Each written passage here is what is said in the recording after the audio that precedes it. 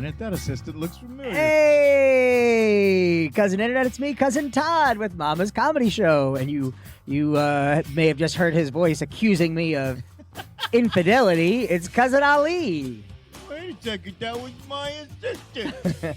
And Cousin Ed. I accuse nobody of nothing because I lived in too many glass houses that throw stones. You accuse nobody of nothing is a double negative, which means you're accusing someone I'm of accusing something. all of you of Double everything. negative, that proves proof positive. You're positive? Yes. Thank you, Wadsworth. Well, we did it. We survived another hurricane. Yes, Yeah. we did. We got lucky because initially, the way the forecast was going, the track, we were going to get the right side of the eye, which not good. No. And then it just kept, Get a little closer to that mic. and then it kept pushing. That's further the south. side with the tear duct. Is the right side of your eye. Oh, That probably means something with rain. or not. Yeah, or I'm just trying to... it rains harder when I'm sad. Baby, it rains Could be. harder because you are sad. But Men in Black 2. I got it. yeah, we got lucky on our in Orlando. Hey, a lot of people do. Hello. Come on. Yeah, I did not lose power. I didn't either. Ed did. I lost power and I lost internet, and then my power and internet came back, and at 5 o'clock today, my internet went away. That's That's that. I did not lose power, but I've been working on just a corporate project nonstop. So Mhm. so during the hurricane, I was literally in my office working nonstop. And then it like probably But did you stop? never Non? Huh. Anon? I never stopped, Wow. That's a double negative. which And means that's proof positive. which means I did stop. No, but I was finishing up one night and it was around 1 a.m. It was the night that the storm was first kind of coming through, Uh-huh. and we were first getting those bands. And I have the Rolling Stones. the Hue lights that you can control with your phone. Yep. So as I was leaving my office, I pulled it out and I heard my assistant Renette Mhm. on the couch in the living room. So I just started flickering the lights from my phone, and I just heard from around the corner, "Oh no, oh no!" You're evil. Yeah. Well, Nice. to be fair, She deserved it. yeah, she probably did something. There you go. Yeah. What did you guys do? I got to spend time with the Offspring. They were with me during the They? Oh yeah. The whole they were band. with me, and then I had another kid show up. I had another kid at my house. Oh, That'd be me. that's you. You little scamp. Yep. I just played over at Ali's house. And played at my house for a couple of days. Yeah. I had a sleepover. Oh, and I see you guys did the Sir Ian challenge. Yes, we did the I Syrian got to challenge. show I- my moobs and my gut. I with didn't that even picture. get to do it because I know. I was wondering what was going on. because dude, I've been so stressed out by this stuff. So This stressed out. corporate gig. Yeah, so stressed out. This has been a really tough one. But I did watch all of yours. That was fun. I was like the kid that's not allowed to go outside because of diseases, and I have a weakened immune system. And Watching the other kids play. I was watching you guys like I was looking out of my window, just sad. Look at that kid. He's got to play violin. Come on, William. Let's go play. You know, like Bart Simpson when he broke his arm Just looking at Yeah. people out the window. swimming in the pool or broke his leg. So for those of you who don't know what the Sir Ian challenge was, this started off with Hurricane Irma, where we decided it would be fun to Be Southern gentlemen. be Southern gentlemen because Irma sounded like a Southern name.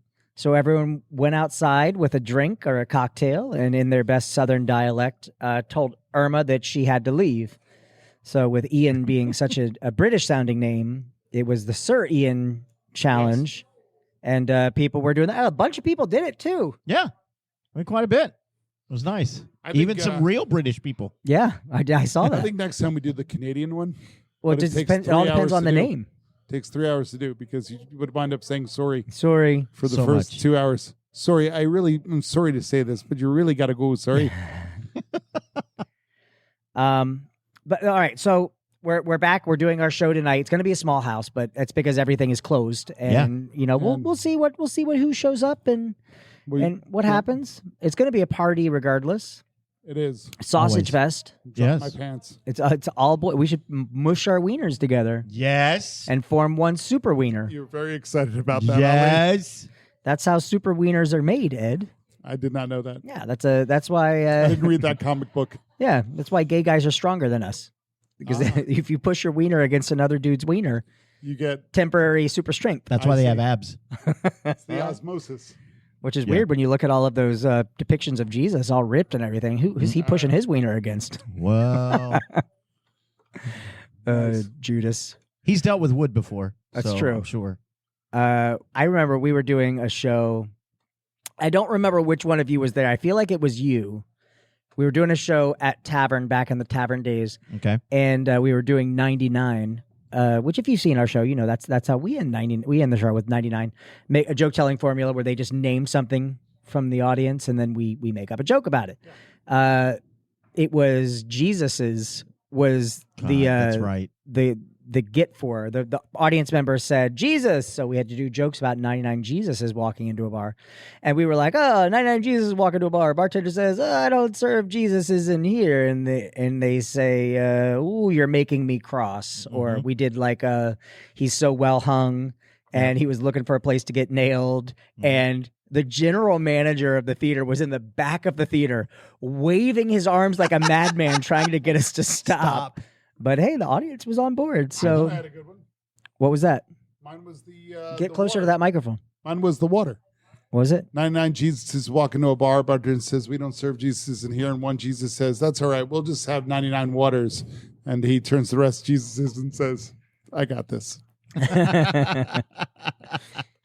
Have you guys had a situation? Speaking of Okay. being inappropriate, I mean that was an audience for inappropriate humor anyway. Yeah. But have you had a situation where you have had to instantly clean up a dirty act on the fly, where you were expecting Yes. to do your Yes. normal thing? Yes. What was that? It was the first time performing at the Villages. The HPV capital of the Yes, world. the HPV capital of the world. I was doing stand up. And so they booked me for this gig, and the host comes up, says, hey, I'm so excited you guys are here. And the guy pulls me aside because I was featuring, I can't remember who was headlining, but I was featuring, so I had to do about 25 minutes. Right.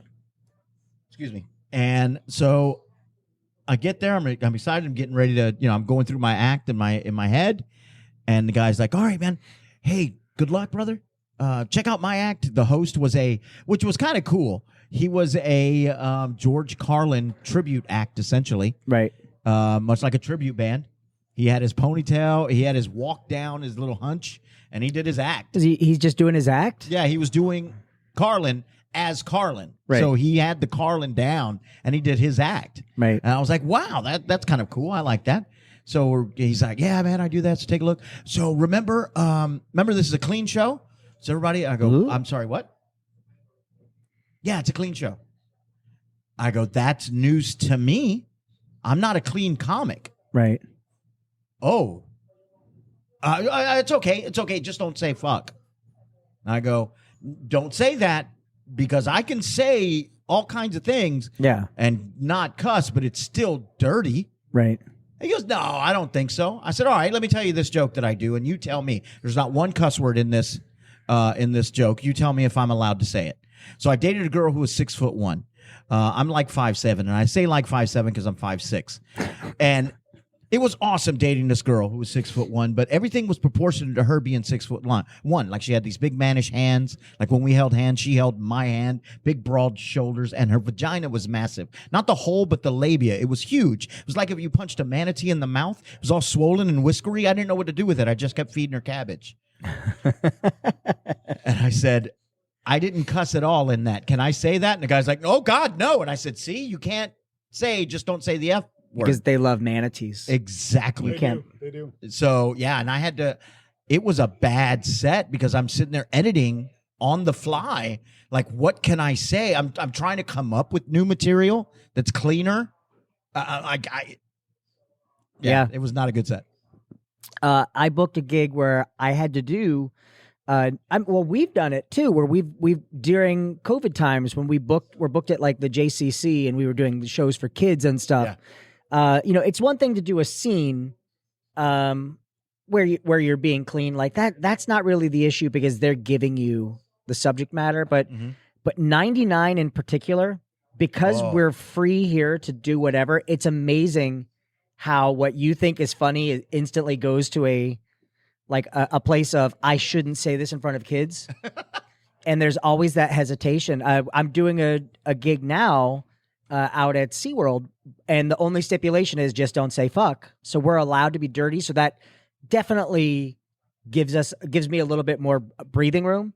But those times where you're standing up in front of a bunch of kids and you're like, 99, you name something that's in your house. And they go, a cat.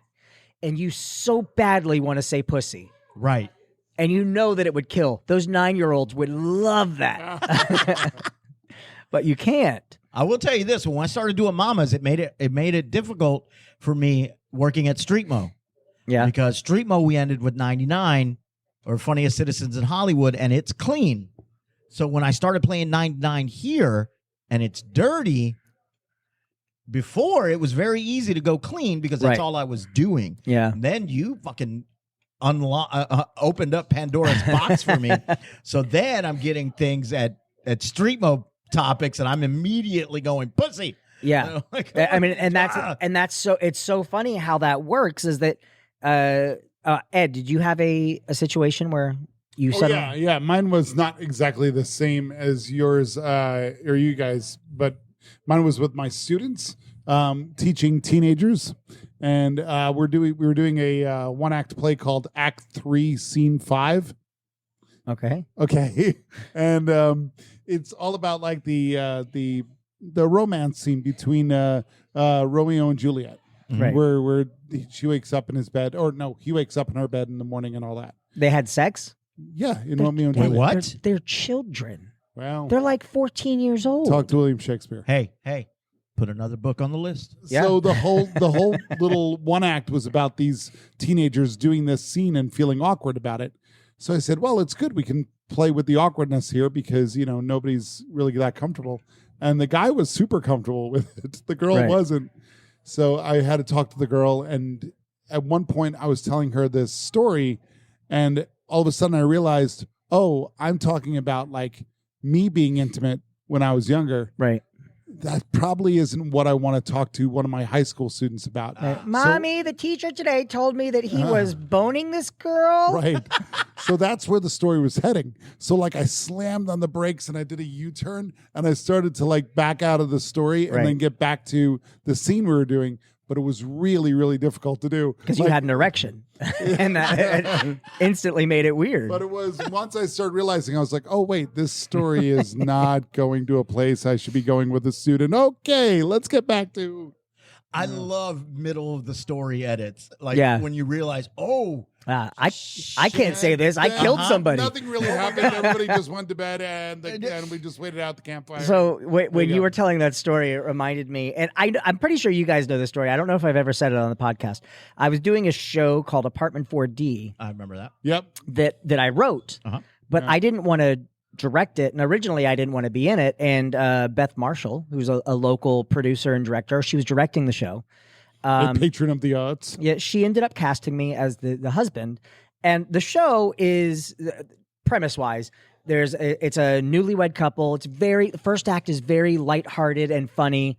A lot of just like relationship problems and quirks that they're working through that are funny. And the neighbors are these like wacky kind of stereotypes of neighbors that live in this building. There's like the crazy New Yorker guy. There's like the nosy old lady that lives up the street or lives up the hall. So there's part for both me and Ali. Yes. Nice. And actually, I've said this before. You would have been perfect for the Bernie character. Hey, excellent. You could have been the crazy old lady. But in the end of Act 1, someone breaks into the house and rapes the wife.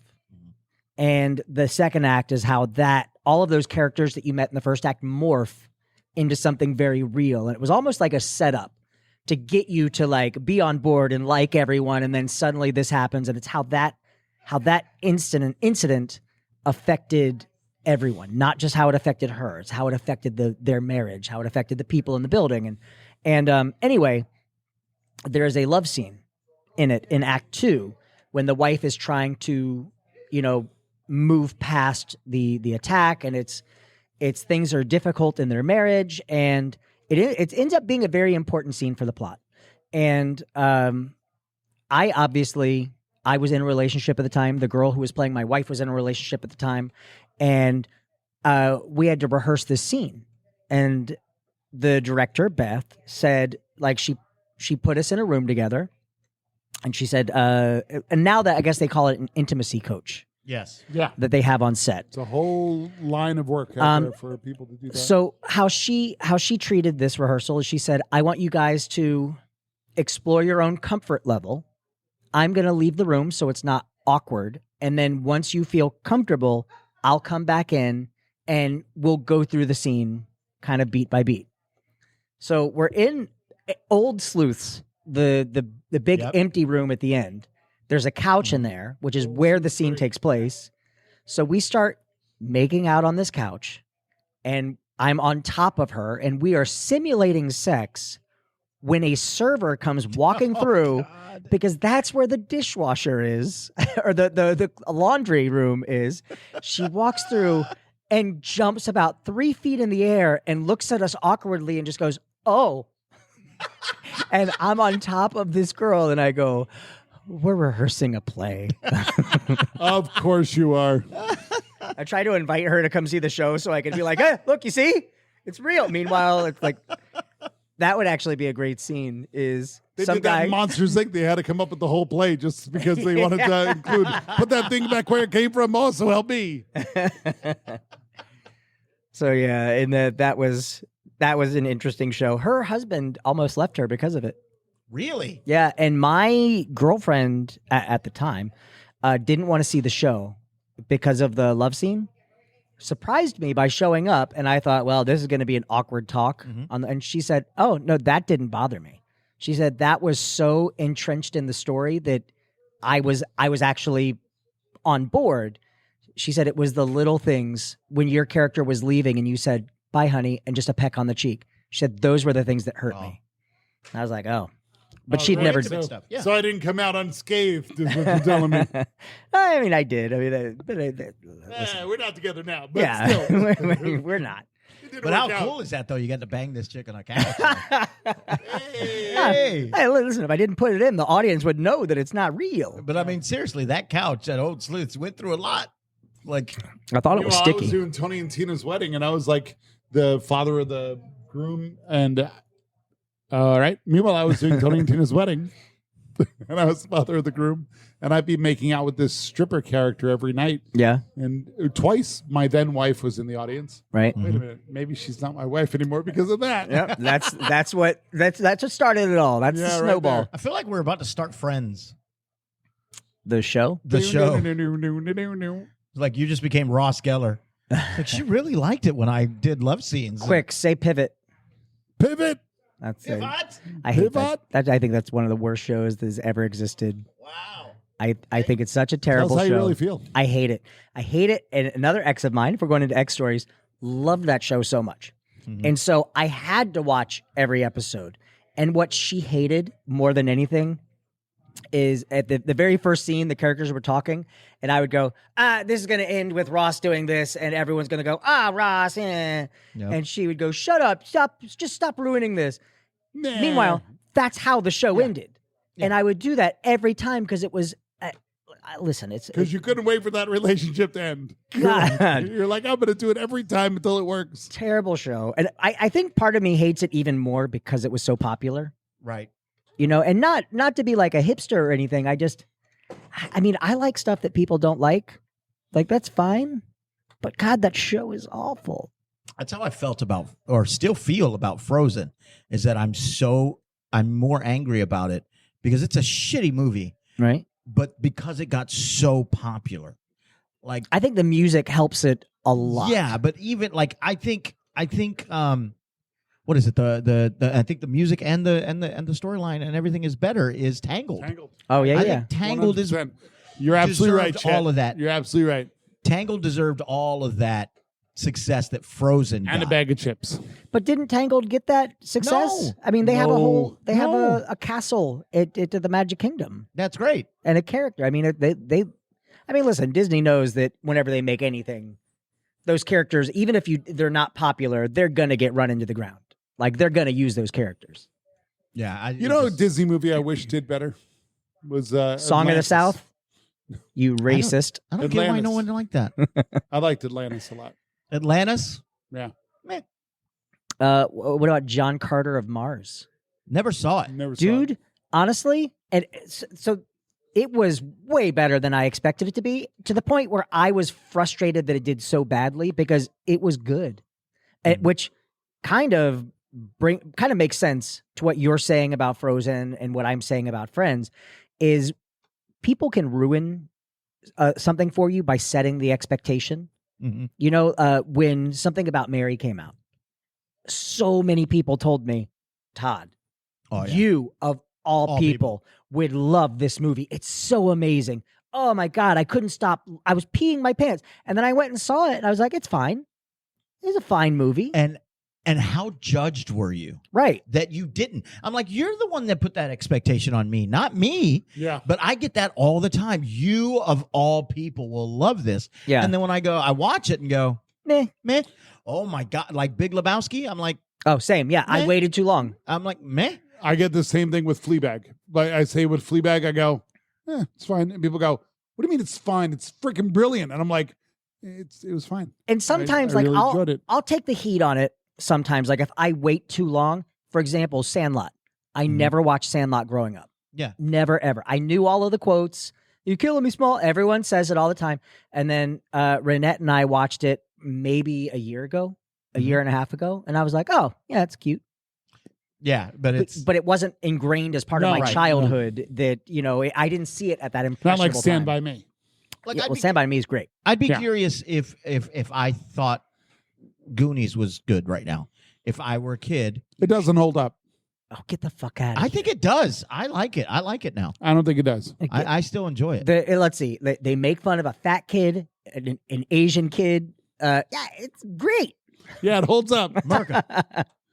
No, Yeah, but you know, not everything has to hold up. Not everything has to be measured. That drives me nuts too. They call Everything is good.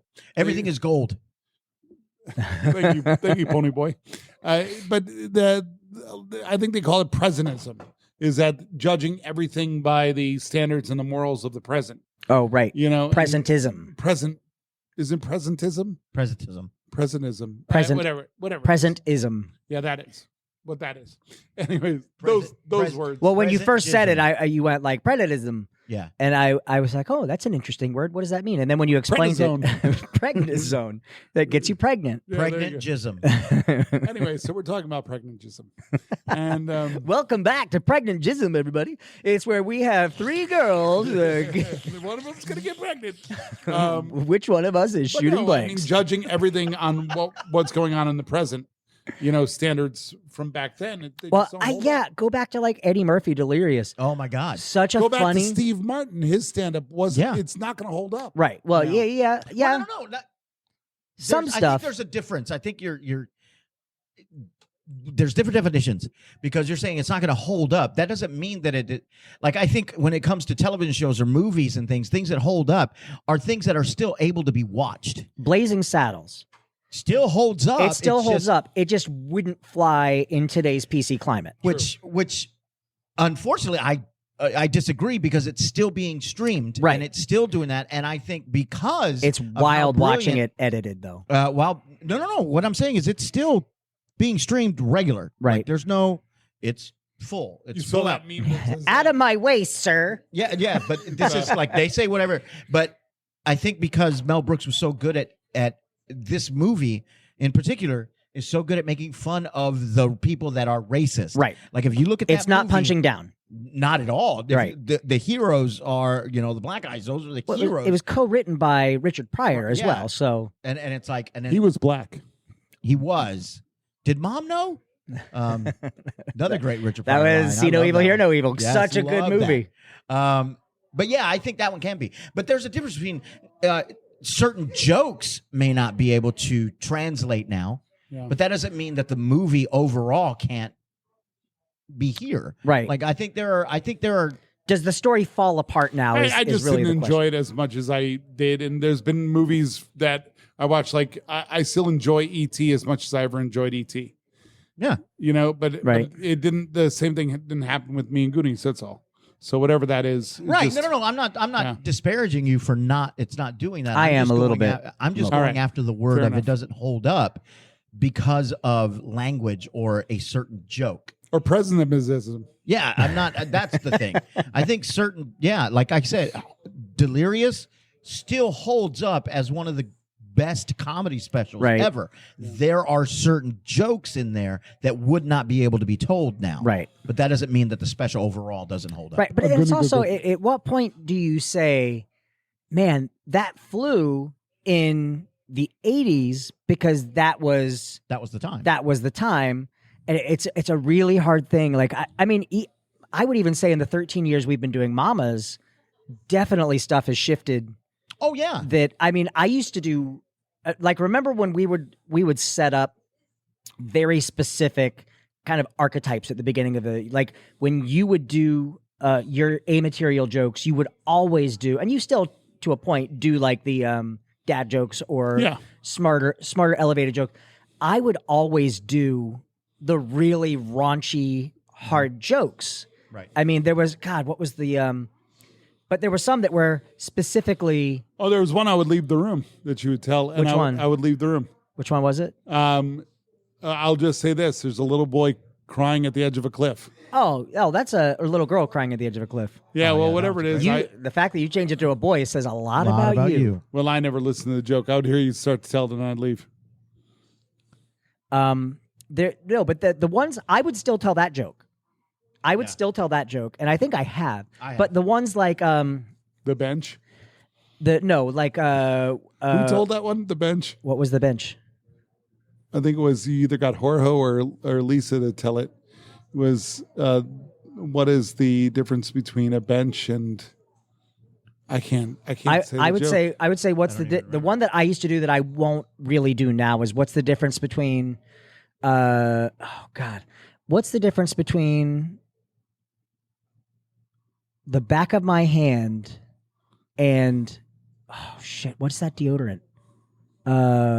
Secret. No. Right guard. Old Spice. Oh yeah, what's the difference between secret and the back of my hand? I don't know what. God, I don't even remember. I haven't done the joke. The punchline is strong enough for a man, but made for a woman. Yeah. Or what do my hand and secret have in common? They're both strong enough for a man, but made for a woman. Something like that. Yeah. Well, no, there was stuff like if I look at the shows that I did for City Walk, yeah, man, like, but see, it's a fine line. It's a fine line. We could not do those shows now the way they were written back then, because I did one where we would do a dance competition, and we always, looked for a minority, right, a younger yuppie kind of nebbishy kid character, and then someone old, and that's how it was. So we would have those three types of things, and then we would play up certain things that stereotypes, bad stereotypes. Like there was one where we would do a voiceover as the guy. We're like, hey, go ahead and tell us. We'd introduce it. Hey, what's your name? My name's Ed. From Ocoee. Ed from Ocoee. What's your name? Todd. From Winter Garden. Todd from Winter Garden. And what's your name? And we would turn off the mic, and one of us would be behind the lighting structure. I'm Bruce Koskowski from San Francisco. Right. And so we'd always look for the big built guy so we could do that voice. Yeah. It's like great. there's no way we could do that now. no.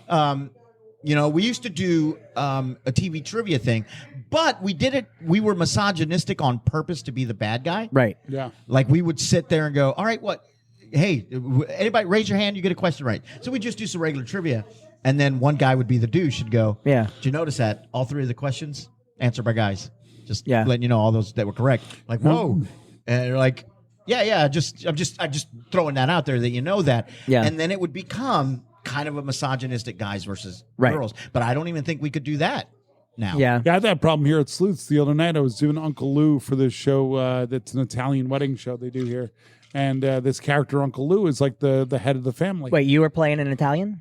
I know. Go figure. It's weird. And so during the interrogation, this girl asks a question and I answer it and I go, "Did you understand that, honey? Yeah. Are you with a guy here tonight? Yeah. It's all right. Have him explain it to you because you got a woman brain." And everybody in the audience like, "Oh," but it was. I would, character. I would Right. I would side with you on that. That if it's a part of the character, if It's very much part of the character. Right. Yeah. and your character is someone who's kind of out of time, Yeah. and your time is up. Hashtag. Ed is old. Yeah. So it's hard. It's difficult. Oh. It's difficult when you're doing comedy, and even mamas, like us, we have definitely evolved over time, not in a conscious way, I don't think. I just think those of us who do the show regularly are out there in society, and we see the shift or the turn, and you don't want to be that person put on blast. Mm-hmm. And not even that you don't want to be the person turned on blast. I think we are capable of learning. Yes. For example, I don't know if we've had this conversation on the podcast, but the they them, it's something that I'm trying to train my brain to, not because I don't want someone to out me as being someone who refuses to say they them. It's because I think I'm aware of that person's feelings. I was working with a they them the other day, which sounds weird to say that, like, Right. I feel like I'm saying them.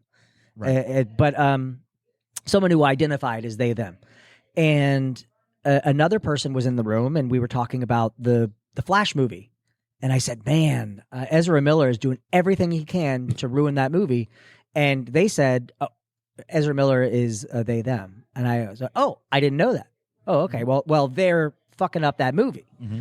And then the other person in the room went, "Yeah, he's a jerk," and I was like, but it was just said to us. Like, it was a very specific. I don't think it's that big of a deal if the person's not in the room. I mean, if No, the person's right there in the room, But the it's a other bigger person deal. is there. I mean, Yeah, no, I understand, and they should have said they or them.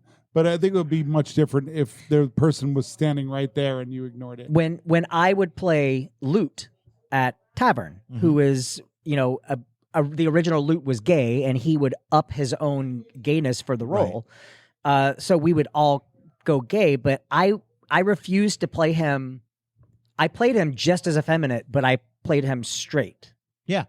And pervy straight, only because I thought, like, I mean, there was the role here, Mopaway, Yeah. where there was the You're indigenous American, Indian by choice, right? right? And that made no sense. it always made me cringe when people would play that, because I was like, what if he was supposed to be black? Like, are you going to do a black character? Like I don't know that and maybe that's me being hypersensitive about it, but I always felt like we tell dark jokes here, and we way across the line, but we also read the room and we understand the room, and when we're not punching down.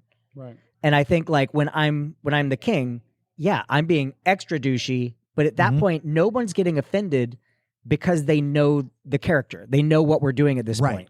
Yeah.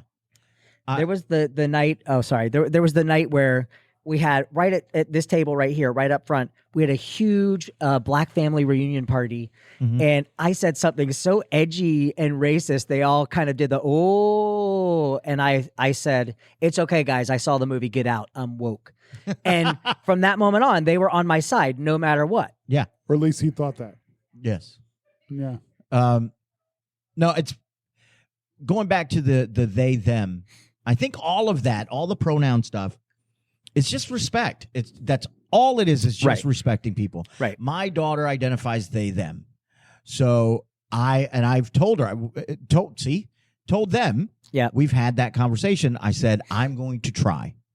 But it is very hard for me to do that because it's been since I've learned how to speak Right. for 45 years, he, she, that's how it goes. And since I met you, it's been she, her. Yeah. Yes. So it's just, and Adriana's amazing. Like, Dad, as long as you're trying, I don't care. Thank you. Just as long as you're trying. And I said, I'm trying. But I'm not a fan of someone whom I don't know, walks up. Let's just say Ed walks up to me with his giant beard and that cap, and I go, I'm like, hey, so this guy, he's gonna be for the show. Excuse me, guy. Like getting super offended. I'm like, I have a huge beard. Don't you know that's the sign of a they them? yeah. So I'm like, you could just say, hey, I identify this way. Right. My bad. I didn't know. Yeah. I'm sorry. Don't accuse me of intentionally wronging Right. you. That's my issue. Right. All right. Well, we got real serious there. We did. Shut the fuck up, Todd. Oh, Jesus. Jesus is You a don't they want my them. hand no. All right. We should wrap things up. So Ed, what did you learn today? I learned a lot of things. I learned that I want to see Ali with a 6'1" woman. so good. To see what happens. It's a lot of fun. I want to go hire him spelunking. for a clean show to see what happens there. Right. There's a lot of awkwardness, a lot of cringeworthy moments I learned about today. Yeah. So I felt like I learned a lot. Ali, what did you learn tonight? I learned that Ed identifies as they them. Oh, you didn't know do. that already? No. Yeah, they've always identified as that. I do. Yeah. Well, someone's got to No, tell they him. do, Ed. They do. If you do identify as they them, like what is your own personal like when I Jesus, yeah. your own. I guess no matter what, you're I. Right? Like that no matter what, no matter how you identify whenever Yes. you're I referring want to to yourself. identify in the third person. Ed Bud wants to do that. I want to All right. identify in the fifth person. Where somebody's talking about Yeah, you. I identify as you talking about me, talking about myself. Talking about you. And I learned something tonight too. What's that, Todd? I learned that fifth person is legit. We figured it out. 5 legit to quit. All right, we are Mama's Comedy Show. We're here every night or every Friday night at 8 p.m. Call 407-363-1985 to make a reservation. Ali, where can people find you? You can find me on Instagram at comedic actor. You can find me on Twitter, although I'm awful on Twitter, at comedic actor Ali. You can find me on TikTok, _Ali_Flores. That's pretty much where comedic actor on Xbox Live. You can find me on Instagram and TikTok at Todders. Duty Poo Poo on Xbox Live. I've been playing a lot of Overwatch again, and occasionally Halo 5. And you can find my books on Amazon. Ed, where can people find you? Everywhere that you can find Ali, just have the subject line read "Tell Ed," and then and every message that you said Ali, just say, "Would you tell Ed this?" and he'll get it to you. That would actually be great. I remember we used to tell people to send dick pics to Tony. So we should just start doing that. If you have any messages for Ed, send them to Ali. There you Tell go. Ed. Yeah, hashtag tell Ed. All right, we'll see you guys next week. Bye.